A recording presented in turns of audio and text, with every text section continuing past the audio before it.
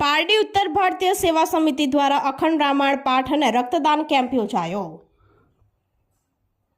पारडी हनुमान डूंगरीना तळेटीमां आवेल रोकड़िया हनुमान मंदिरे अखंड रामायण पाठનું આયોજન કરવામાં આવ્યું હતું।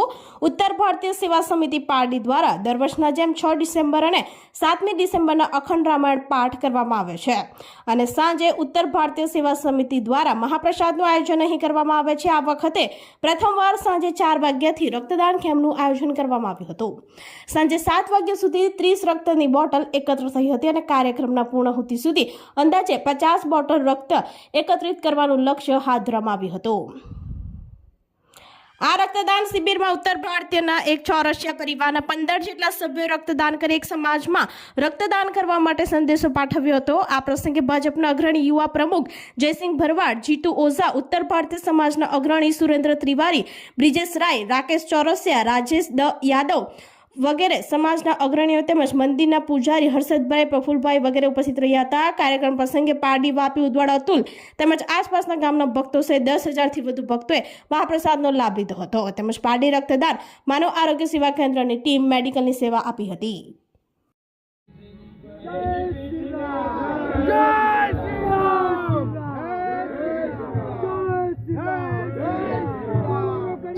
वहाँ डोनेट किया गया है। उत्तर भारतीय सेवा समिति के कार्यकर्ता और यहाँ पर जय जय श्री राम, बोलो रोकड़िया हनुमान, जय श्री राम, जय श्री राम, जय श्री राम, जय श्री राम। उत्तर भारतीय सेवा समिति पार्टी अखंड रामायण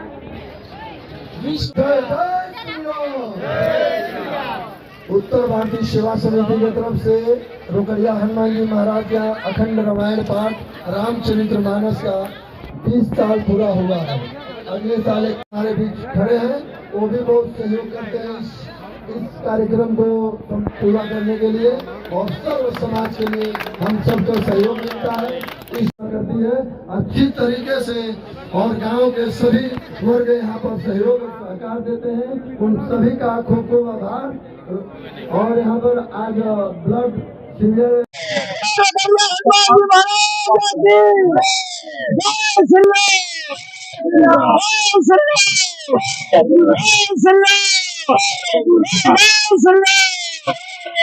हार्दिक स्वागत करे छे।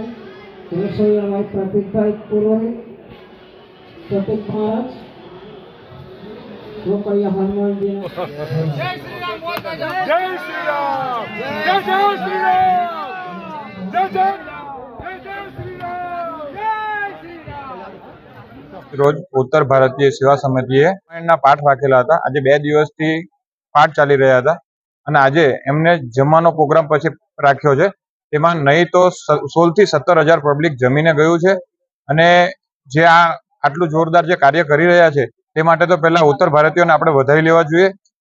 બીજું કે એમને સાથે સાથે બ્લડ ડોનેશન કેમ્પ પણ રાખ્યો છે, તેમાં 30 યુનિટ જેટલા ભેગા થયા છે અને હજુ ચાલી રહ્યું છે। બહુ જ સારું કાર્ય કરી રહ્યા છે અને એક ઉત્તર ભારતીય જે આજે આ 15-17,000 પબ્લિકને જે જમાડવાનું આયોજન કર્યું અને બહુ જ ખૂબ જ સુંદર જે બધા એમના છોકરાઓ બધા સેવામાં અને જોરદાર આયોજન એમને કર્યું છે, એ માટે આપણે ઉત્તર ભારતીયોને વધાવી લેવા જોઈએ અને આ રીતે દર વર્ષે કાર્ય કરતા રહે તેવી શુભકામના। અને આજે 20 વર્ષથી એ લોકો આ કાર્ય કરી રહ્યા છે તે માટે એમને વધાવી લેવા જોઈએ।